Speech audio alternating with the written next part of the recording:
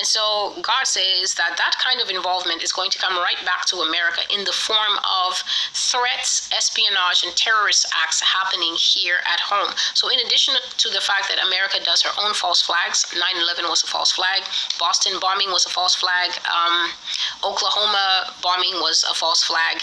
These were all things that took place because of the Americans' government's need to frighten the people into compliance. Back in the day, American people, even if they were not lawyers, doctors, and accountants, were a lot better educated about their civil rights, their legal rights, their liberties and law, and things like that, because TikTok and other distractions did not exist. Those people were hardworking, they were building up families, they wanted to know that the economy was robust and would serve them for generations to come. And so they actively took part in their civil duties as a citizenry.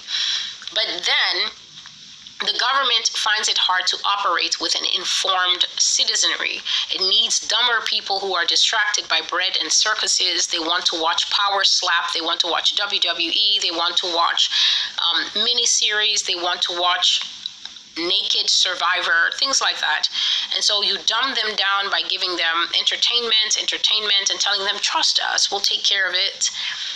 And so people stopped paying attention, and espionage was used inside the United States as a way to force the people to give up their rights so that the government could spy, so that the government can do mind control, so that the government can tighter regulate the things that favor them, and then also under-regulate the things that they want to abuse, which is basically the financial system, IRS, and money.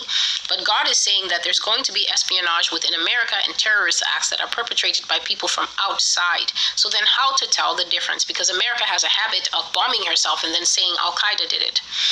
She has a habit of wanting to steal people's resources and then saying it was weapons of mass destruction. So then how do you believe the boy that has traditionally cried not only wolf, but dog man and Wendigo? How do you believe when espionage and terrorist acts come in to a nation that regularly bombs itself so that it can bleed? It sacrifices the blood of its own citizens so that it can accede more power to itself. Well, those things are still going to be happening. God says there's going to be terrorism inside America, obviously from dissidents who are well planted here. And America is going to come under threats of that. America is going to come under fire from the pressure of international rejection. No earthly courts can handle this case, and so I, Yah, will now handle the case.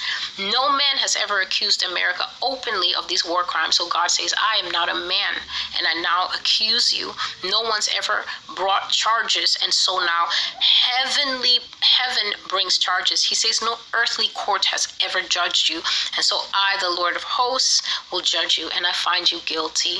I find you guilty. I find you guilty. I say to you, America, 3 times, you are guilty. And I will judge the crimes you've committed inside the country: human trafficking, child pedophilia, ritual murders, the Satanism, the lust, just the creation of online porn, for instance. Even that says, I will judge you for that. And your borders, inside and outside, the sin inside the country and the sin you've done outside, it will not go unpunished by Yah. I continue. The headwinds are at full speed. Unleash them on her. Release them on her. Let the calamities start. Let her catastrophes pick up speed and frequency and be unleashed upon her. Let the localized troubles spread like rashes until they all meet in the middle like sores covering the body. Destroyed areas of illness of America's bodies will be her towns and cities that will be destroyed by natural disasters.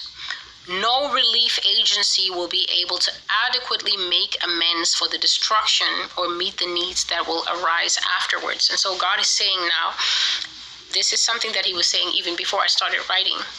He was saying, the headwinds have built up against America. So the headwinds are that violent wind that I was talking about. Sometimes you read mythology and it talks about, oh, the winds will fall like a terror upon the person's head, and it was seen as a great judgment to fall upon a person suddenly by the gods. But here God was just showing me something like a whirlwind building up until the wind was at full force, and then it suddenly was sent down with so much power upon the American continent. And he says that the winds have reached their full speed, the winds of judgment. There's a prophecy that judgment is coming, and that everything that can be shaken, this is a worldwide judgment, but focusing on America for the moment, everything that can be shaken will be shaken. If the stock market can be shaken, if your relationship can be shaken, if your ability to be able to pay your bills, if your ability to be able to keep your job, your ability to be able to keep your apartment, it will go all the way from a national shaking to a personal shaking where you feel, God, my life is rattling. Every single screw is falling out of my life.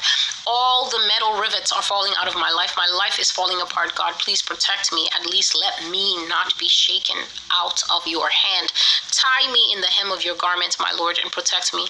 It's going to come to that level as this nation really begins to meet her calamities, which will be picking up speed and frequency. And this prophecy is filled with the judgment of flooding. And so because of that, more flooding expected across America, bringing more displaced people, more people who have lost their homes, more people who have lost their earthly possessions. All you have is your family and your dog. Some people won't even have their family or the dog. Floodwaters bringing devastation happening more frequently. What is the prophecy called?